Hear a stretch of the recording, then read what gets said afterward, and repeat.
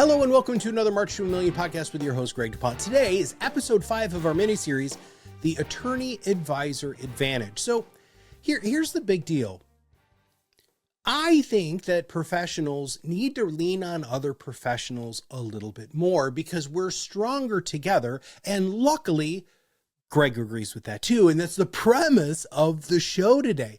It's really the attorney advisor advantage. Coming together just makes it stronger, better, smarter, faster, because here's the deal.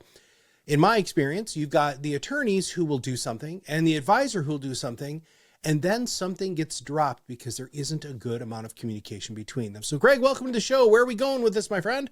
So Matt, this is kind of the continuing evolution of WSN. As we started having our conversations, as I started on this journey, on this mission, there was the vision of being able to transform attorneys into advisors.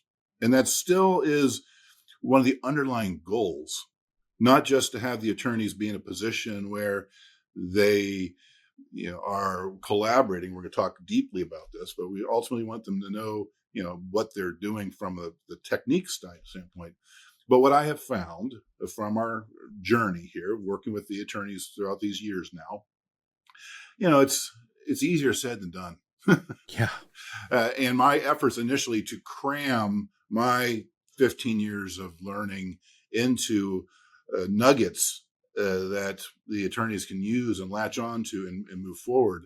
That's held people back. It's hurting the success rate of the attorneys that have made the decision that they know that they have to have a broader role. So as we've now moved into this next phase of WSN's development, we're working with our collaborative partners now to start building more of a team, regional teams that are, attorneys paired with advisors that are both taught the way of WSN, which is the financial advocate approach. So the more that we can build this teamwork, this partnership, then the better off everybody is. Well, when everybody's rowing the boat in the same direction, the client ultimately wins, right? It's this idea that professionals need to not have an antagonistic sort of relationship. It needs to be a supportive, because that's when all of the alignment truly happens. How does it work, though? So first of all, we have to have people have a common understanding and belief, philosophy, as it were, that this is an abundance situation. This is not a scarcity situation. Because, what I've heard about, what I've seen over the years, attorneys complaining about financial advisors, advisors complaining about attorneys because none of them are good referral partners. Well, you're right. As we talked about, they're completely different dynamics. Emotion, or they drown, or whatever that is. And they die. And that's the world of the financial advisors. We always have to try to find the next lead. And the systems build out that way to compensate them well for that work that they're doing swimming, trying to find those few cases a year that help them continue to be successful. Whereas the attorney is similar, but they're not spending the kind of money that most advisors are, or spending the kind of energy that most advisors are trying to find leads. So and that's where it's been almost the antagonistic relationship between the attorney that is getting kind of the morsels because maybe they're getting thrown a bone here and there to do the plan that hasn't been properly positioned by the advisor more often than not, because the advisors are pushing it at as a low cost to try to deliver value to their clients by getting them to do an estate plan, right? And that's where the industry is taking it. Similarly, the financial advisor says that I don't get enough feed from these lawyers to make it worth my while, to make it worth the hassle of dealing with them. And that's why, when we think about the higher net worth people, they've built these family office models But there's staff attorneys, staff investment advisors, staff CFPs, all this under one roof. And when we can change our paradigm, our way of looking at this, and the way that the attorneys need to change their paradigm, as we talked about ad nauseum, is, if you take a little bit more responsibility, you take a little bit more of a position in that relationship with the client, and you've taken the time to get licensed, then you can increase your own revenue stream while shepherding the whole deal. Okay, so that's the WSN ideal is that attorneys are going to get licensed, get the education so that they can go ahead and offer this. But that's, as evidenced by what we talked about at the top of the show, that doesn't always happen. And I'm going to digress very quickly with a fun story. One of our clients interviewed an estate planning attorney, and the question was put to her, how many trusts do you have in your drawer right now that you know have never been funded? And very embarrassed, she said, most of them. So the opportunity just seems unbelievably great because, advisors are referring business regularly to estate planning attorneys, but that reciprocal relationship isn't really there. So let's talk about how does the structure, the partnership structure, this relationship that is ideal for our clients to fundamentally change the way wealth management is managed. How does that work? This is the core of the way that we shifted all of our messaging and our focus over the last several months to the 4D estate plan. And here's how it worked out earlier today when I was brought in by an attorney in WSN to work with a client that he was working with regard to their estate plan. I know they had some charitable contribution things they wanted to do. They recognized that they had tax issues and that type of stuff they wanted to get fixed. And as we walked through the 4D estate plan, going from the basic document the estate plan to 1D to the document and defend plan, where we're talking more accurate funding, 3D, where we got the determine element, getting that snapshot, knowing where they are, getting certainty about their picture and the implications that come from that, and then moving into the design phase and delivering the outcomes. After we walked through that together, and I explained to the clients how, okay, here's how that works. The fellow that's there in front of you, the attorney from WSN, he is your man. He is your financial CFO on this. We help him collaborate with the team to put these pieces together so that it all works. And we spent about 15, 20 minutes talking about their situation, getting to know the truth of their situation. And when I asked them, what do you want to do? Which way would you like to go at this point in time?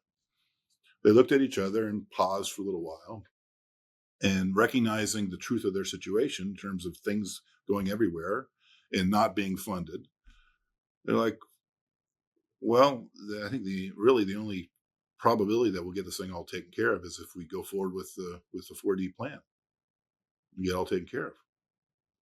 So yeah, let's do it. Okay. So here's the deal, dude. That's best case scenario, man. So what is the biggest mistake that these professionals, both advisors and attorneys, make when they first try to have the relationship that you just outlined in that story? The biggest mistake, and I learned this a long time ago when I was dealing with accountants, CPAs, and when you start coming product first, when you are not putting the needs of the client first, not putting the truth of their situation first, and building that relationship of trust with the collaborative partner, whether it's an attorney or the CPA, that they know that you're not just pushing for commission. You're not just trying to push a sale, that you are truly looking at what's the best interest of the client and going from there. And sometimes that means you need to be very comfortable backing away from a conversation, backing away from opportunity. And that's what has to be done to build that rapport with your collaborative partner so that they are comfortable in saying some of the things that my partner in that conversation said about me. and it was true. And so you have to build trust with each other, and that's why you and I talk so much in these conversations about trust building and being that the foundation of all of this, because it's the same with your partners. And I think now it's a different training I was in, but if we think about it from the perspective of how many additional cases does a attorney need to have in a year if they are participating in some of this expanded benefit of being licensed and all that to make a big difference. Similarly, from the advisor side, if they just recognize that, hey, splitting something is better than not getting anything. Mm. And the process is so much smoother, so much more comfortable for everybody when the strategic partners are coming into it saying, hey, we're a team. We're working through this together. We're here to make sure that you're taken care of, Mr. Client, and not coming in from the perspective of, I've made this sale and I want you to finish this off. It's a completely different mindset. It's interesting because a lot of professionals, estate planning attorneys, CPAs, financial advisors, they want to maintain control. And so I'm going to digress here from what we had prepared for, because I just need to ask you about that, because I think it's important for the audience to understand, because you used the abundance sort of mindset here instead of the scarcity mindset. And when you're truly looking at control, if you want an abundance mindset, control is not necessarily something that you need to lean in on. You know a lot of advisors and you know a lot of attorneys. How can WSN and how can your educational program and your experience help people overcome that need to be the one entirely 100% in control of this sort of relationship? I'm not a pop psychologist. You're closer to that than I am with your training. But I think a lot of the control elements come from insecurity. Oh.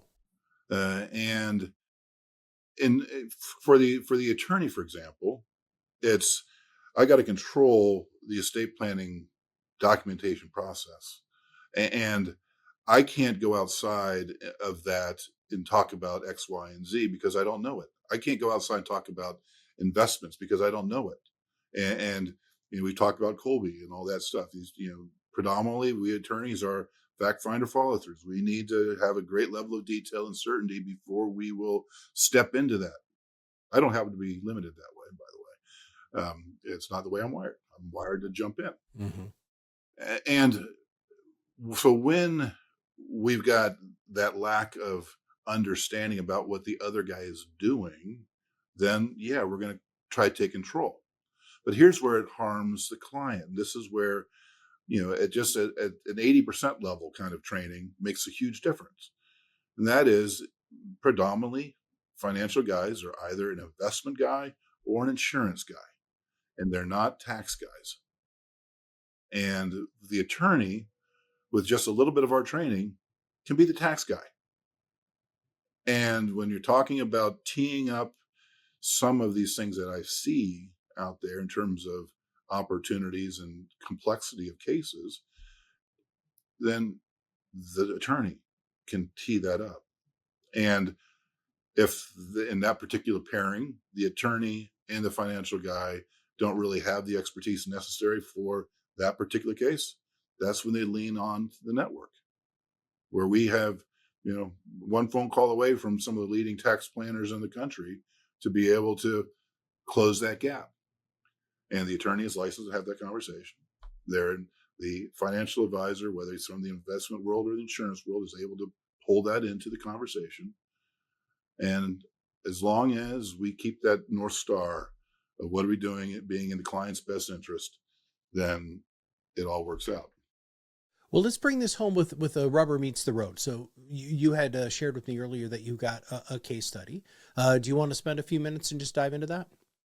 Yeah.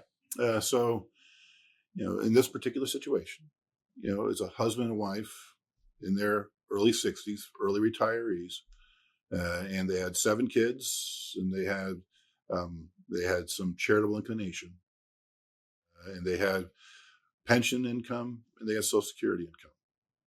And the attorney said, is working with them to refine their estate plan.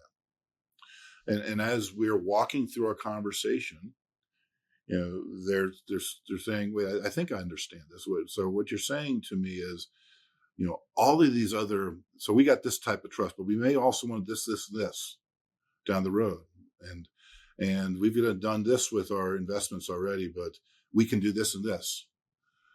And I'm like, yeah, that's kind of what this is all about. There's this world of possibilities out there that you've not heard about. And then they said something interesting, which obviously doesn't surprise you or I a bit. They say, "Hey, Greg, I want to put all the cards on the table. I want to be candid with you." I'm like, "Great, that's the way we operate." It's like, so we've had financial advisors from A, B, C, D, and E, right? All the names over the years, and they never really did better than I could do by myself. Mm. And they all said, and we had a couple CPAs, but they've never really given us any tax advice on all this. And so how are you different? I'm like, well, I'm not surprised to hear you say that. I hear that a lot. That's the way the system is set up, because basically those people that you talk to from A, B, C, D, and E, they're money managers. They're paid to invest your money, and some of them do a good job. Some of them don't. Most of them not so well, but that's another story for another day. And your CPA can't find the bandwidth to be a strategist. And so that's where we and that attorney come in and fill that gap. That we're going to share with them the different strategies that may apply to them, because they've got a potential big tax bill down the road, but they also have charitable inclinations. So if we are able to get all that stuff coordinated, I shared with them, this could have a dramatic increase or decrease in your lifetime taxes by doing this stuff that we're talking about, as well as down the road. And so our job here at WSN is to find out, number one, what are your needs? What are your life? Because our starting point is your money supports your life and the way you want to live it, period. That's our goal. Now, once we get that determined, we figure that out, we find out whether we have excess capital problems and those kind of things that we can mitigate. But we start with that, your money, your life, the way you want to live it. And they're like, yeah, let's do it. Mm. It is an uphill battle that everybody who's involved with WSN needs to realize that it is going to take a lot of careful listening, careful planning, careful positioning. But if you do those things, you're not closing the business, they're accepting the help. And I really do believe that that's an incredibly powerful thing that you've built here with WSN, is when you're presenting these clients and prospects with these opportunities, they're going to opt in because nobody has had these real conversations before. So, okay. So what is there anything I should have asked you about today that I missed? Matt, that just kind of reminded me of what I've been experiencing lately, because we've been working with a new lead flow system with a new strategic partner that I have routinely been talking to people with 10, 20, $30 million that have the same concerns, same frustrations that client I just talked to about today have, and they're hurting. They're screaming out for somebody that can find guidance, and I'm really excited about this next step that we're taking, because everybody that we're talking to in here are people that again have that type of net worth, and we're talking to them from the planning and legal perspective and tying it all together, the 4D estate plan. And as this continues to evolve and grow, we're going to be rolling that out first year to our member attorneys, our strategic partners, to be the local counsel for these people. All right, man. If people want to know more, where do they go? www.joinwsn.com or hit me up on LinkedIn, although I'm seldom paying attention there anymore. Oh, come on, dude. You're killing my soul. What are you doing? I'm too busy, man. I know you're busy, and you're busy doing the good work, and we appreciate that. So, yeah, please go ahead and connect with Greg on LinkedIn if you have not, mostly just to consume more content and understand a little bit more about what WSN does. Go to joinwsn.com. If you know of a person who these case studies that Greg talked about today, or this philosophy would really resonate with them, it's super easy. Just go ahead and click that share button. And if you haven't subscribed, make sure you do that too. So for Greg, this is Matt Halloran. We'll see you on the other side of the mic very soon.